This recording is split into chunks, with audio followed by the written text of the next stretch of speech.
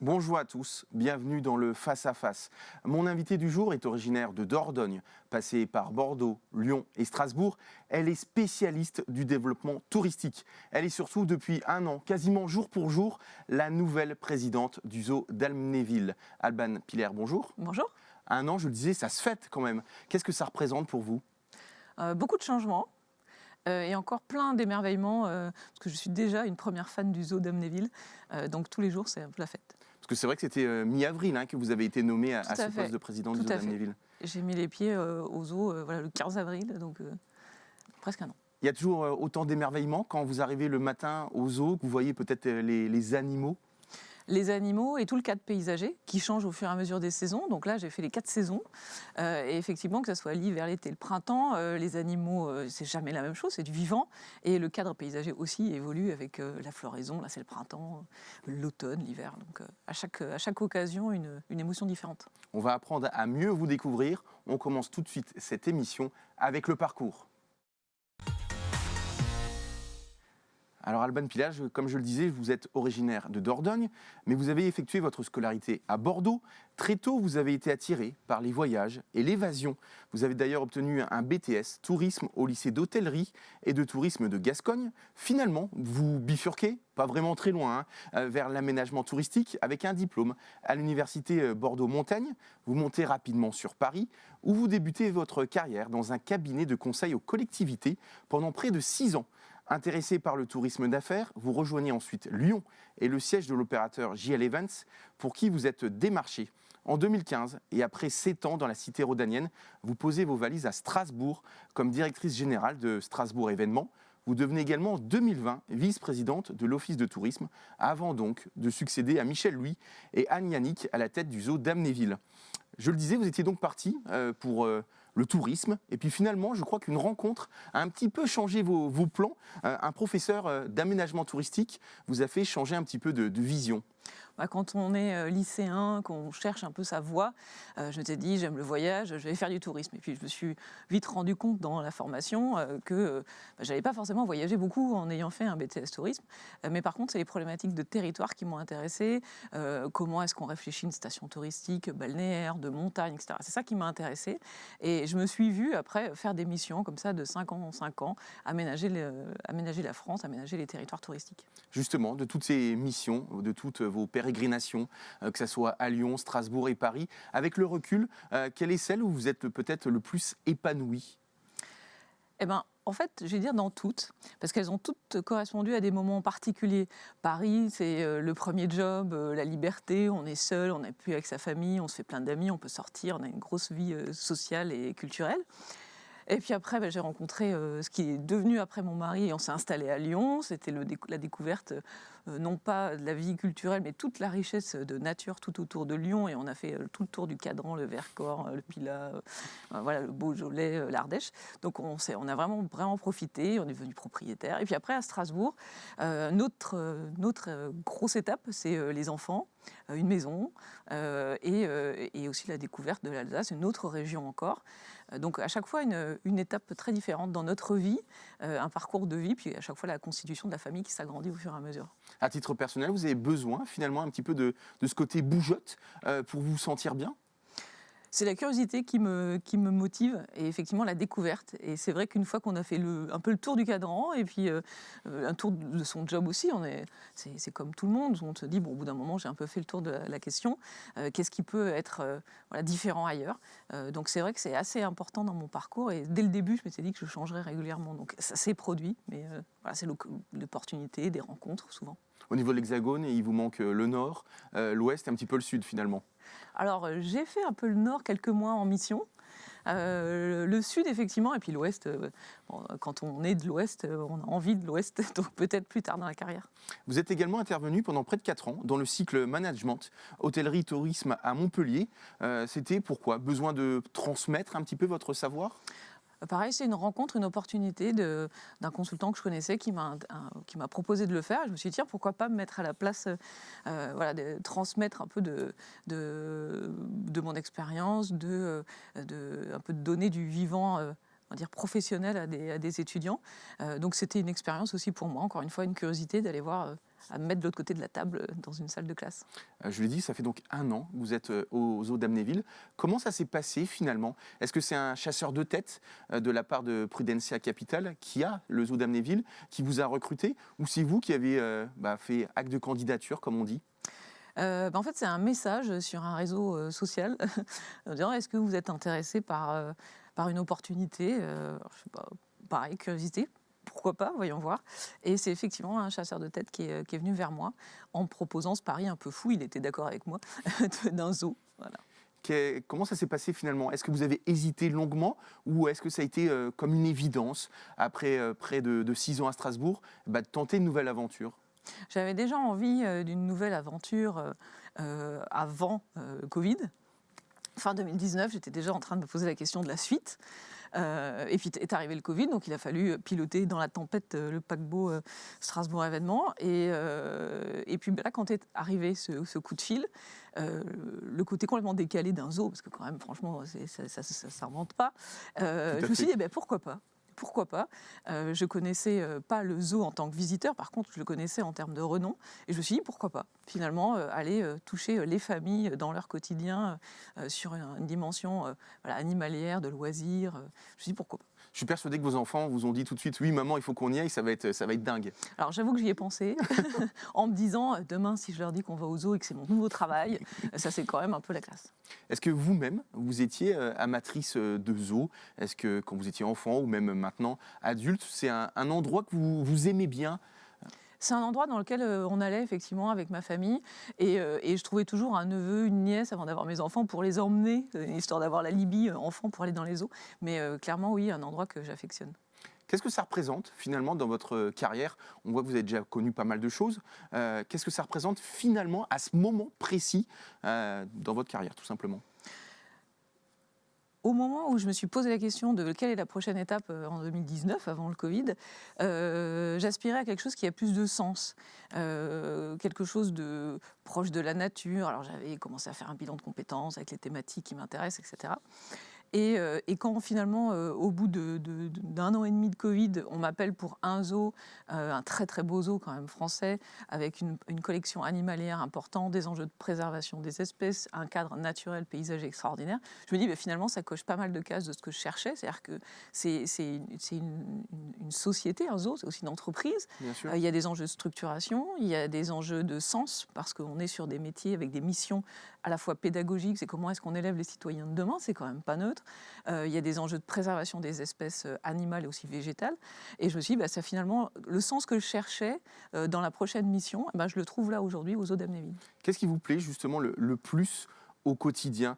Parce que tous les jours, ça doit être presque une éternelle remise en cause, mais aussi faire avancer un peu les lignes. Ce qui me plaît, c'est la grande diversité des métiers du zoo. On discute aussi bien et on répond aux problèmes aussi bien de quelqu'un qui travaille à la boutique sur savoir quelles sont les peluches ou les articles qu'on va pouvoir proposer aux visiteurs, que à la restauration, que aux vétérinaires, qui peut avoir des sujets de recherche ou de formation, qu'au métallier qui est en train de réparer un système de trappe. Donc il y a tellement de métiers que les sujets sont en permanence différents. Les journées ne se ressemblent vraiment pas. Et en plus, on a par-dessus cela la saisonnalité, c'est-à-dire il n'y a pas de visiteurs du coup, on a le zoo un peu pour nous. L'an dernier, j'ai découvert à 7 heures, il faisait très beau, c'était l'été, et j'étais au téléphone dehors sur la terrasse, il n'y avait personne dans le zoo. Je suis au milieu du zoo, je suis toute seule sur ma terrasse en train de passer mes coups de fil. Donc ça, c'est assez magique. Est-ce qu'il y a un endroit justement dans le zoo d'Amnéville qui est un petit peu, comment je pourrais dire, une sorte de refuge pour vous, où vous aimez bien vous y rendre pour un petit peu réfléchir? Je me promène beaucoup, je réfléchis en marchant, donc je me promène beaucoup dans le zoo. Et du coup, ça donne l'occasion aussi aux salariés de recevoir des SMS parce que je vois qu'il y a un truc qui traîne, un truc qui ne va pas. Mais je me promène beaucoup. Est-ce que vous avez un endroit un petit peu préféré, par contre, dans le zoo? Un endroit peut-être préféré, tout simplement, oui. Ouais, j'en ai beaucoup. C'est vrai que quand on voit la plaine africaine, on est complètement dépaysé parce qu'il y a la mixité des espèces. On se projette, on ne peut pas partir forcément aussi loin, mais quand on se promène à la plaine africaine, c'est assez magique. Ou même quand on va voir la meute de loups qui est en train d'hurler comme ça vers midi, 13h, hein, je le dis aux visiteurs. C'est assez dingue. C'est aussi bien la bande son finalement que les images au zoo. Quand on entend assez au loin un singe hurleur ou les petites mangoustes à côté, c'est assez fou d'avoir ça en bande son au quotidien. On va passer tout de suite à la deuxième partie de cette émission. C'est l'heure du pile ou face. Alors je vais proposer, Alban Piller, plusieurs photos dans l'écran qui est juste devant vous. Et il ne faut en choisir qu'une en m'expliquant pourquoi. Et on va commencer tout de suite par les photos évasion. Avec, je ne sais pas si vous allez reconnaître ces deux pays, mais deux endroits que vous aimez beaucoup, visiblement. Alors à gauche, c'est la Thaïlande et à droite, la Nouvelle-Zélande. Alors, difficile à choisir. Dans les deux cas, c'était des voyages itinérants. On va dire qu'on va prendre la Nouvelle-Zélande. La Nouvelle-Zélande, c'était un rêve depuis très très très très très longtemps. Et il se trouve qu'on a un couple d'amis qui est allé s'installer là-bas. Et avec mon mari, on a dit chiche, on va venir vous voir. Et donc on est parti, on a loué un camping-car comme ça se fait beaucoup là-bas. Et pendant 3 semaines, on a effectivement fait le tour rapidement, certes, mais de la Nouvelle-Zélande. Justement, d'une manière plus générale, visiter le monde, ça fait partie vraiment des choses qui vous plaisent? Oui, ça fait partie vraiment de ce qui me nourrit, d'aller à la rencontre, d'aller visiter, d'aller voir ailleurs ce qui se passe. Et c'est vrai que les voyages, alors on en a tous été assez frustrés ces derniers temps, évidemment, mais c'est vrai que ça fait partie des choses. Et j'adore autant découvrir des régions en France, parce qu'on a un pays magnifique, que aller plutôt très lointain, en Thaïlande, Nouvelle-Zélande ou autre. Est-ce qu'il y a une destination qui est déjà dans les cartons pour les prochains mois, pour les prochaines années, qui vous fait vraiment envie, peut-être à vous, mais aussi à toute votre famille? J'adorerais, à titre très personnel, mais surtout pour mes enfants, faire un voyage au pays du Père Noël. Très bien, c'est vrai que c'est une belle destination. On va passer tout de suite aux photos animaux, avec deux animaux que, à mon avis, vous aimez beaucoup également. D'un côté, les loups arctiques et de l'autre, les ours polaires. Alors moi, je vais choisir les loups arctiques. Je m'en doutais. Le loup arctique, c'est l'animal totem que j'ai choisi pour ma signature. Alors il se trouve que le premier jour où je suis arrivée au zoo, l'équipe travaux avait une urgence, il y avait quelque chose à faire dans le zoo. Et c'était justement sur le territoire des loups arctiques, il y avait une rénovation à faire. Et donc je me suis dit, là, j'arrive vraiment les 2 pieds dans le zoo, il y a un sujet de travaux. Donc ça a été le premier enclos finalement que j'ai vu. Ensuite, les loups, c'est très élégant, c'est très beau. Ces loups comme ça qui se promènent en meute, qui courent ensemble. Et puis effectivement, l'effet de meute, l'effet d'équipe. Moi, je fonctionne qu'en équipe et c'est vrai que c'est important pour moi. Et de voir cet animal qui est à la fois comme ça très élégant, qui bouge ensemble, on les voit. En plus, on a une très belle meute aujourd'hui. Donc le loup, voilà, même si évidemment, l'ours polaire fait partie des grosses actualités. On va en parler un petit peu après. Est-ce qu'il y a un animal que vous aimeriez bien accueillir dans le zoo d'Amnéville et qui manque aujourd'hui peut-être au catalogue, si je peux me permettre cette expression, d'animaux? Alors, est-ce qu'il y a un animal qui manque? Ça fait partie des projets du zoo. Je pense plutôt qu'on a des enjeux de présenter la collection qu'on a. On a une collection très très riche, on a plusieurs centaines d'espèces. Il y a 2000 animaux exactement. Voilà, donc on a plutôt un enjeu dans le zoo de présenter de la meilleure des façons les espèces qu'on a, parce que parfois on passe un peu vite à côté d'une espèce parce qu'elle a un enclos peut-être moins grand ou une présentation moins simple. Donc un des gros enjeux pour moi, c'est qu'on présente correctement les animaux. Typiquement, le choix qu'on a fait sur les loups arctiques, c'est leur donner plus de place. Alors oui, on a renoncé à une espèce en enlevant les bisons d'Amérique, mais on donne plus d'espace aux loups arctiques. Est-ce que vous avez aussi envie d'avoir un animal peut-être symbole du zoo d'Amnéville? Je pense spontanément par exemple à Beauval avec les pandas. Est-ce que vous avez peut-être envie de ça? Alors le zoo d'Amnéville est très connu justement pour la diversité de sa collection et pour ses fauves. Voilà, donc on a une très très belle collection de fauves et c'est plutôt ça qu'on va continuer à travailler, et pourquoi pas en présentant des fauves de nos régions et de nos forêts. On va terminer cette deuxième partie avec les troisièmes photos. Alors, ce sont 2 photos loisirs, vraiment un petit peu au hasard. Il y a la thématique, évidemment, des animaux. Alors, il y a le film Danse avec les loups, avec Kevin Costner. Alors, c'est pas récent. Et puis, de l'autre côté, il y a un livre Dans les forêts de Sibérie de Sylvain Tesson. Ah bah, dans les forêts de Sibérie, Sylvain Tesson, alors, vous avez bien préparé. Effectivement, en tout cas un auteur que je lis beaucoup. Et ça,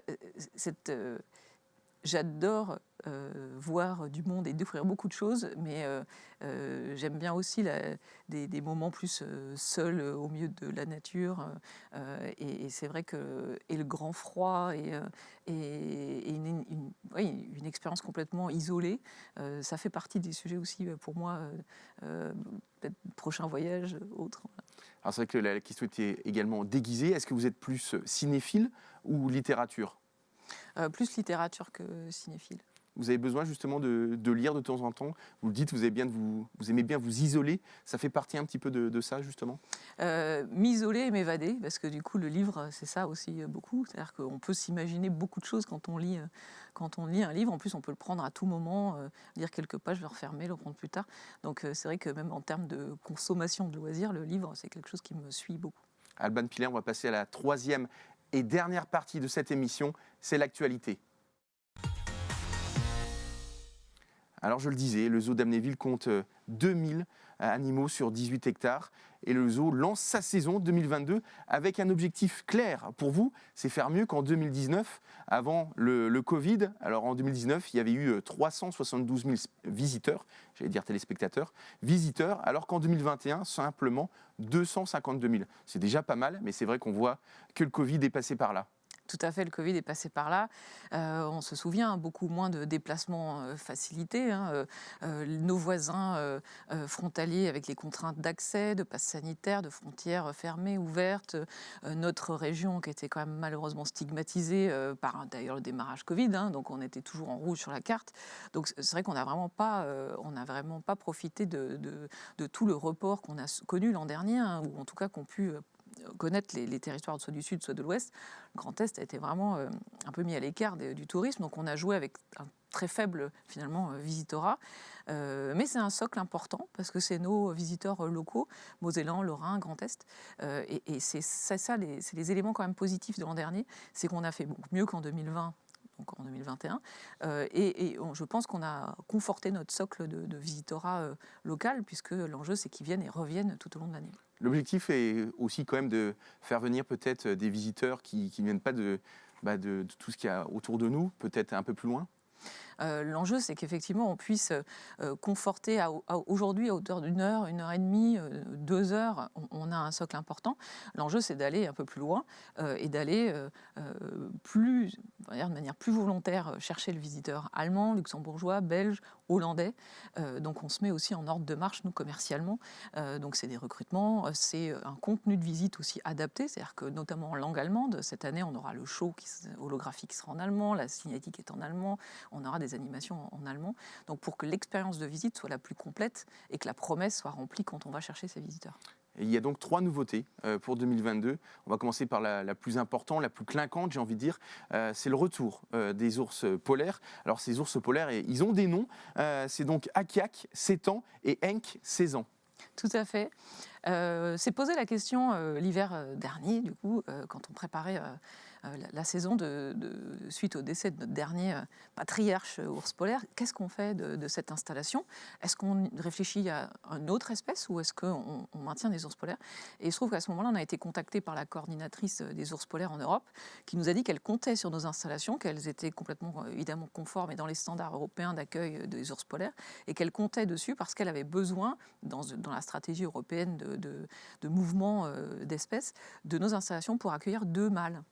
Donc Henk et Akiak, qui sont arrivés il y a quelques semaines seulement, et qui ne se connaissent pas encore. C'est d'ailleurs pour ça qu'on les voit dans 2 espaces différents, parce qu'ils apprennent à se connaître à l'odeur, à l'ouïe. Voilà. Bien sûr. Pour l'instant, on ne les met pas encore en contact, ça sera dans les prochains jours. Les premiers retours des visiteurs, ils sont séduits ?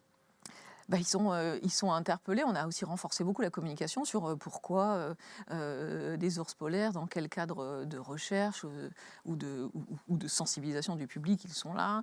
On a retravaillé vraiment l'enclos aussi pour qu'ils soient accueillis dans les meilleures conditions.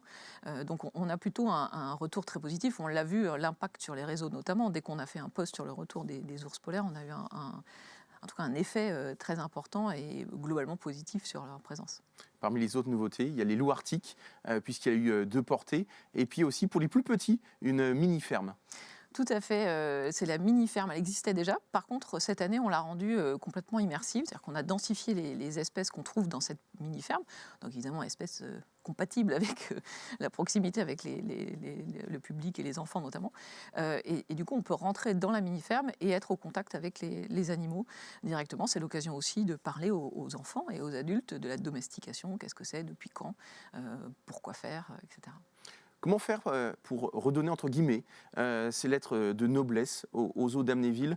C'est vrai qu'en 2019-2020, avant vous, évidemment, je tiens à le préciser, c'est vrai qu'il y a eu des enquêtes pour maltraitance. Est-ce que vous estimez qu'aujourd'hui, c'est derrière vous? Déjà, ce n'était pas vous à la présidence, mais est-ce que vous pensez qu'au niveau de la renommée, justement, il faut encore un petit peu travailler dessus pour repartir de l'avant? Pour moi, on doit beaucoup travailler sur notre communication. C'est-à-dire que là, on a fait l'exercice, c'est-à-dire que pour expliquer la reprise et la nouvelle saison, on a fait intervenir notre vétérinaire en chef lors de la conférence de presse ou notre responsable pédagogie et conservation aussi. Et on s'est rendu compte que, alors qu'on pensait déjà expliquer notre métier, tout un tas de journalistes notamment ont découvert ce qu'on faisait. Donc il y a un vrai défi de communication sur qu'est-ce qu'on fait dans notre quotidien. On accueille du public, certes, mais qu'est-ce qui ne se voit pas?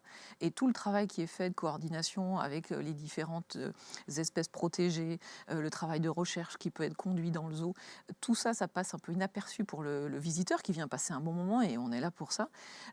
Donc il y a un gros défi de communication et d'expliquer le plus possible quelles sont nos missions, au-delà même de la mission pédagogique qui est centrale, quelles sont nos missions. Notamment au niveau de la biodiversité et écologique. Tout à fait. De ce point de vue-là, justement, quel est le défi? De ce point de vue-là, le zoo, donc aujourd'hui, on a lancé un grand travail interne sur une stratégie de décarbonation du zoo et de limiter son impact sur la biodiversité et l'impact global sur l'environnement. Donc c'est à la fois la gestion des consommation d'énergie à maîtriser, mesurer, c'est l'impact sur la production de déchets, le tri. C'est toute une stratégie en fait de management et de l'énergie et de la production, on va dire, de déchets qu'on mène dans le zoo d'Amnéville pour démontrer que on se veut en tout cas une société de plus en plus respectueuse et responsable. On a l'impression, en tout cas, à vous entendre, que vous vous éclatez dans ce nouveau job. Écoutez, moi, les grands patrons que j'ai pu avoir m'ont toujours dit qu'il faut s'amuser. Et effectivement, je m'amuse beaucoup. J'ai parlé tout à l'heure du zoo de Beauval. C'est la référence en France et même en Europe. Comment faire pour le titiller, peut-être, ou lui coller au basque au niveau du nombre de visiteurs et puis de la réputation? Je crois qu'aujourd'hui, à l'échelle en tout cas de l'association des parcs zoologiques français, l'enjeu c'est plutôt chacun a sa place sur son territoire. On ne va pas aller effectivement titiller Beauval et ses millions de visiteurs. Nous, c'est pas l'enjeu. Par contre, c'est d'être un zoo qui soit ancré sur son territoire, qui réponde à des vrais besoins, qui monte des partenariats aussi bien associatifs, sportifs, culturels, pédagogiques avec tout le monde, qui soit un vrai zoo local pour la population locale, et que ça soit un zoo qui affirme sa position européenne, que très peu peuvent défendre, puisqu'on est quasiment à cheval sur plusieurs frontières. Et c'est vraiment le sens qu'on prend, nous, dans notre stratégie, c'est d'être un zoo européen ouvert sur les pays qui nous entourent. Et après, on ne se regarde pas nécessairement par rapport à Beauval, parce que tous les zoos peuvent apporter en connaissances, en compétences, en expertise. Et c'est l'enjeu de l'association dans laquelle on se réunit régulièrement, autour de commissions thématiques, etc. Donc on a plutôt un enjeu de mettre en commun les plus de bonnes pratiques possibles. Et après, chacun a sa spécificité. Un parc sur les loups, un parc plus attraction. Chacun a sa spécificité, on se compare pas vraiment. Par contre, on a un enjeu, nous, d'être solide sur nos convictions. On a un zoo déjà, d'une part, local, Grand Est, et ensuite, on souhaite avoir une portée européenne. En tout cas, fini le zoo spectacle. On se souvient que c'est vrai que l'animation Tiger World avait défrayé la chronique. Là, on se recentre vers le côté peut-être un peu plus pédagogique, comme vous le dites. C'est l'enjeu, tout l'enjeu du zoo d'Amnéville, c'est effectivement d'être positionné sur la pédagogie auprès de ces petits citoyens en herbe et de leur expliquer et qui repartent en tout cas avec des connaissances ou des anecdotes, ou en tout cas qui repartent avec un savoir complémentaire de leur visite. On ne va pas les assommer de savoir, mais par contre qu'ils repartent en ayant passé un bon moment et qu'ils en aient retiré quelque chose. On se pense un peu comme un lieu d'expérimentation scientifique ou du vivant en taille sur 18 hectares. Est-ce que vous avez prévu pour terminer des journées un petit peu à thème ou spécifiques? C'est vrai que dans les parcs d'attractions, il y a par exemple Halloween. Est-ce que vous pensez peut-être à des idées un petit peu comme ça? Alors, on a fait les animaux de la peur sur les vacances de la Toussaint, donc les vacances dernières. Là, on aura un petit temps autour de Pâques, évidemment, et ces chasses aux œufs. On réfléchit aussi à nos journées de la conservation. L'an dernier, on avait eu une semaine de la girafe, on avait un week-end des orang-outans. Cette année, avec toutes les naissances qu'on a eues au niveau des rhinocéros, on aura une opération à la rentrée, donc en septembre, autour des rhinocéros avec une ONG. Voilà, c'est des thématiques qu'on est en train de construire. Merci beaucoup, Alban Piller, d'être venu sur ce plateau. Merci à vous. Nous, on se retrouve la semaine prochaine pour un nouveau Face à Face. Bonne soirée à tous.